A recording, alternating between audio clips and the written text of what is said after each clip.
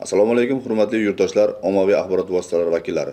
Ekologiya atrof-muhitni muhofaza qilish va iqlim o'zgarishi vazirligining 2022-yil 13-iyundagi 260-sonli buyrug'iga asosan Davlat ekologiya nazorati inspeksiyasi tarkibida Aydar-Arnasoy ko'llar tizimini nazorat qilish bo'limi tashkil etilgan.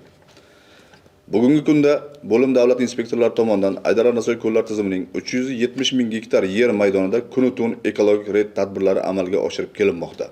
Ekologiya nazorat samaradorligini oshirish va moddiy texnik bazasini mustahkamlash maqsadida Ekologiya milliy qo'mitasi tomonidan davlat inspektorlari 7 ta yo'l tanlanmas avtotransport, 5 ta motorli qayiqlar, body kameralar, tungi yoritish moslamalari, elektroshokerlar, GPS uskunalari, maxsus planshetlar, uchuvchisiz uchish apparati hamda radio aloqa vositalari bilan ta'minlandi.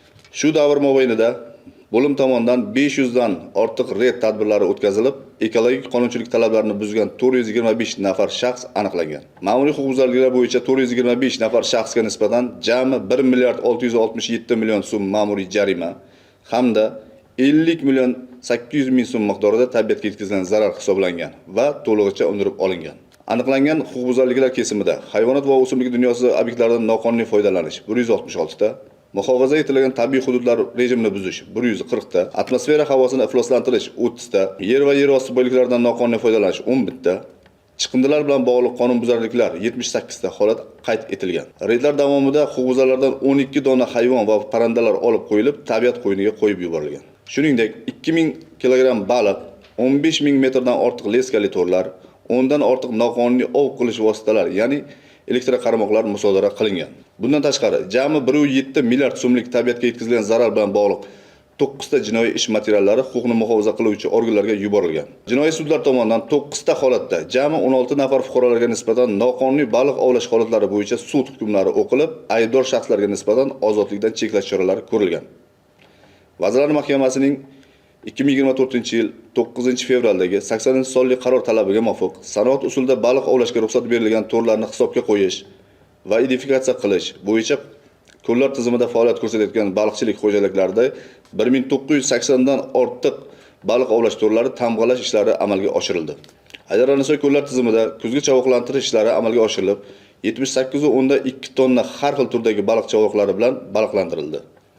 Yovvoyi hayvonlarni ko'paytirishga mo'ljallangan pitomnik barpo etilib, ushbu pitomnikda 5000 bosh qirg'ovul, 100 bosh kaklik hamda 20 bosh to'ng'iz hayvonlari keyinchalik tabiat qo'yiniga qo'yib yuborish maqsadida ko'paytirilmoqda.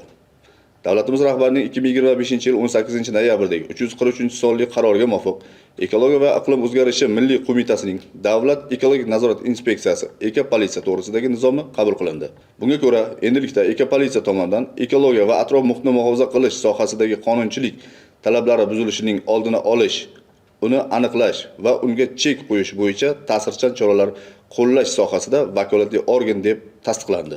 Bundan tashqari, mazkur nizomga ko'ra, ekopolitsiya xodimlariga jismoniy kuch ishlatish, maxsus vositalarni, elektroshoker qurilmalarini va xizmat qurollarini, rezina o'qli to'r otuvchi qo'llash huquqini berilib, o'z xizmat vazifalarini maxsus kiyimga, body kameralar o'rnatilgan holda amalga oshirish belgilandi.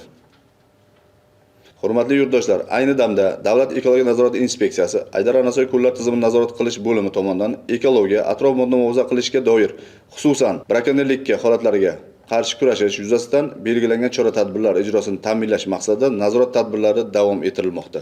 Shu munosabat bilan yurtdoshlarimizdan ekologiya, atrof-muhitni muhofaza qilish sohasidagi qonunchilik talablariga qat'iy ravishda rioya qilishga hamda jamoatchilik va fuqarolarni brakonerlik holatlari bilan bog'liq holatlarni aniqlashda hamkorlikka chaqirib qolamiz.